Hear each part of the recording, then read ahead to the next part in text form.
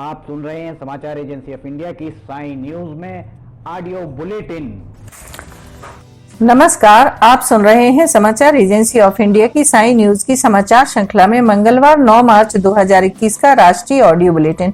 अब आप रीना सिंह से समाचार सुनिए। उत्तराखंड के मुख्यमंत्री त्रिवेंद्र सिंह रावत ने मंगलवार को राजभवन जाकर गवर्नर बेबी रानी मौर्य को अपना इस्तीफा सौंप दिया। इस्तीफे के बाद प्रेस कॉन्फ्रेंस में उन्होंने कहा कि सूबे का मुख्यमंत्री रहना सम्मान की बात है। उन्होंने इसके लिए पार्टी का खास तौर पर आभार भी जताया। सीएम पद से रुखसती पर उनका दर्द शब्दों के रूप में भले ही साफ तौर पर नहीं उभरा, लेकिन चेहरे के भाव जरूर बहुत कुछ बयां कर रहे थे।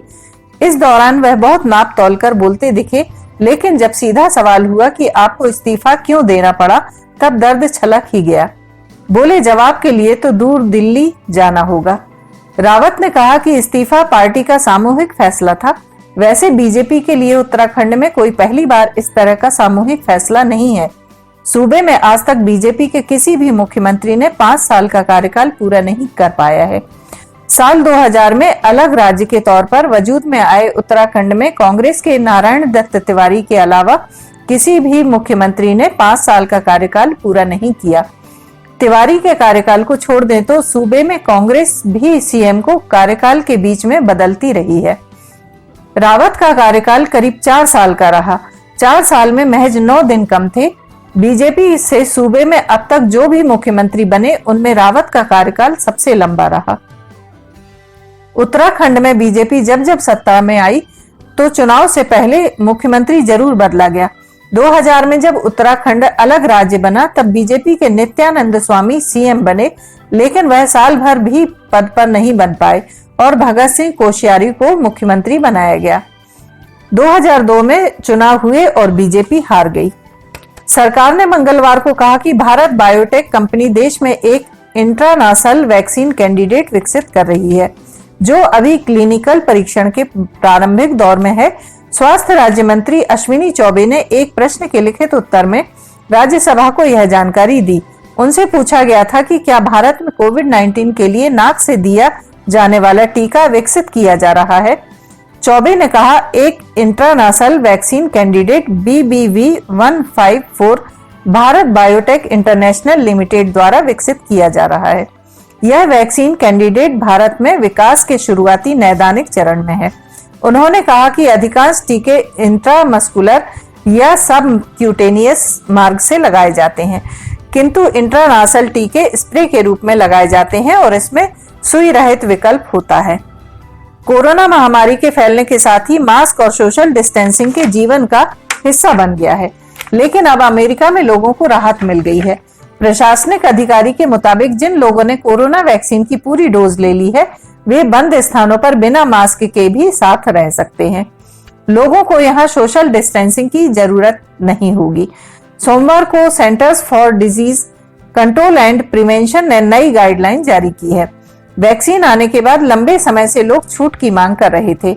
अब लोगों को अपने परिवार के सदस्यों से मिलने, बिना पाबंदियों की यात्रा करने और कई जगहों पर एंजॉय करने की छूट दे दी गई है। लोग थिएटर में भी आराम से मूवी देख सकते हैं।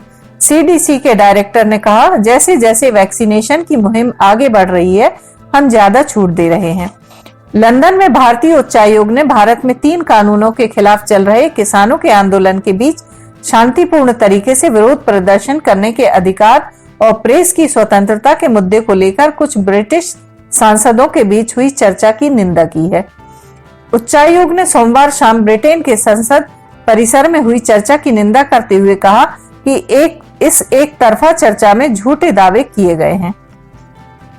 भारतीय मिशन ने ब्रिटिश मीडिया सहित विदेशी मीडिया के भारत में चल रहे किसानों के प्रदर्शन का खुद साक्षी बन खबरें देने का जिक्र किया और कहा कि इसलिए भारत में प्रेस की स्वतंत्रता में कमी पर कोई सवाल नहीं उठता। उच्चायोग ने एक बयान में कहा, बेहद अफसोस है कि एक संतुलित बहस के बजाय बिना किसी ठोस आधार के झूठे दावे किए गए। इसने दुनिया के सबसे बड़े लोकतंत्र में से एक और उसके संस्थानों पर सवाल खड़े किए हैं। यह चर्चा 1 लाख से अधिक लोगों के हस्ताक्षर वाली याचिका पर की गई। भारतीय उच्चायोग ने इस चर्चा पर अपनी नाराजगी जाहिर की है। भारत में कोरोना के बढ़ते संक्रमण ने फिर से चिंता की लकीरें खींच दी है। दिल्ली हाईकोर्ट ने मंगलवार को नागरिक उड्डयन महानिदेशालय डीजीसीए के अधिकारियों को कोरोना गाइडलाइंस का सख्ती से पालन करवाने के लिए अपने दिशा निर्देशों का पर्याप्त प्रचार करने का निर्देश दिया है। न्यायमूर्ति सी हरिशंकर की एकल न्यायाधीश पीठ ने निर्देश दिया कि डीजीसीए सख्त अनुपालन के लिए सभी एयरलाइनों को इन दिशा निर्देशों का प्रसार सुनिश्चित करेगा। स्थिति की समय समय पर समीक्षा की जानी चाहिए ताकि सिस्टम में कोई ढिलाई ना हो। कोर्ट ने यह भी निर्देश दिया कि डीजीसीए नागरिक उड्डयन मंत्रालय और घरेलू मामलों के मंत्रालय के साथ साथ घरेलू क्षेत्र में चलने वाली सभी एयरलाइनों को यह सुनिश्चित करने के लिए सभी कदम उठाने चाहिए। यदि उक्त दिशा निर्देशों का अनुपालन सुनिश्चित करने में बार बार विफल होती हैं तो कानून के अनुसार दंडात्मक कार्रवाई शुरू की जाएगी। दिल्ली हाईकोर्ट के एक जज 5 मार्च को कोलकाता से दिल्ली की यात्रा कर रहे थे। इस दौरान उन्होंने देखा कि कई यात्री बिना मास्क के भी बैठे हुए थे। इसके बाद कोर्ट ने स्वतः संज्ञान लिया और इसको लेकर कई आदेश पारित किए गए। कोर्ट का कहना है कि कोरोना गाइडलाइंस को लेकर एयरलाइंस के कर्मी ढिलाई बरत रहे हैं। कोर्ट ने आगे कहा कि फ्लाइट में यात्री बंद वातानुकूलित वातावरण में होते हैं। यहाँ अगर यात्रियों में से एक भी कोविड-19 से पीड़ित है तो अन्य यात्रियों पर प्रभाव प्रलयकारी हो सकता है। कोर्ट ने यह भी कहा कि महामारी के खात्मे में सभी को योगदान देना होगा। समाचारों के बीच में हम आपको यह जानकारी भी दे दें कि मौसम के अपडेट जानने के लिए समाचार एजेंसी ऑफ इंडिया के चैनल पर रोजाना अपलोड होने वाली वीडियो जरूर देखें। मौसम से संबंधित अपडेट मूलतः किसानों, निर्माण कार्य करने वालों आदि के लिए फायदेमंद साबित हो सकते हैं। समाचार एजेंसी ऑफ इंडिया के द्वारा अब तक मौसम के जो पूर्वानुमान जारी किए गए हैं वे 95 से 99% तक सही साबित हुए हैं। कांग्रेस नेता राहुल गांधी ने पार्टी की नीतियों में बड़े फेरबदल के संकेत दिए हैं। इंडियन यूथ कांग्रेस के नेताओं को संबोधित करते हुए राहुल गांधी ने कहा कि युवा चेहरों पर बहुत ज्यादा फोकस करना गलती थी। युवा कांग्रेस के नेताओं की राष्ट्रीय कार्यकारिणी बैठक को संबोधित करते हुए राहुल गांधी ने कहा कि उन लोगों को ज्यादा महत्व देने की जरूरत है जिनके दिल में कांग्रेस है। राजनीति में विश्वास और लॉयल्टी के बारे में बात करते हुए राहुल गांधी ने भविष्य में कांग्रेस में वैचारिक तौर पर मजबूत नेताओं को महत्व देने के संकेत दिए। राहुल गांधी की यह टिप्पणी इसलिए भी अहम है क्योंकि उनके जून में एक बार फिर से कांग्रेस अध्यक्ष बनने की चर्चाएं जोरों पर हैं। साफ है कि यदि राहुल गांधी कांग्रेस अध्यक्ष बनते हैं तो कांग्रेस राजनीति में बड़ा बदलाव देखने को मिलेगा। आप सुन रहे थे रीना सिंह से समाचार एजेंसी ऑफ इंडिया की साई न्यूज में मंगलवार 9 मार्च 2021 का राष्ट्रीय ऑडियो बुलेटिन। बुधवार 10 मार्च 2021 को एक बार फिर हम ऑडियो बुलेटिन लेकर हाजिर होंगे। अगर आपको यह ऑडियो बुलेटिन पसंद आ रहे हो तो आप इन्हें लाइक, शेयर और सब्सक्राइब जरूर करें। सब्सक्राइब कैसे करना है यह हर वीडियो के आखिर में हम आपको बताते ही हैं। फिलहाल इजाजत लेते हैं। नमस्कार।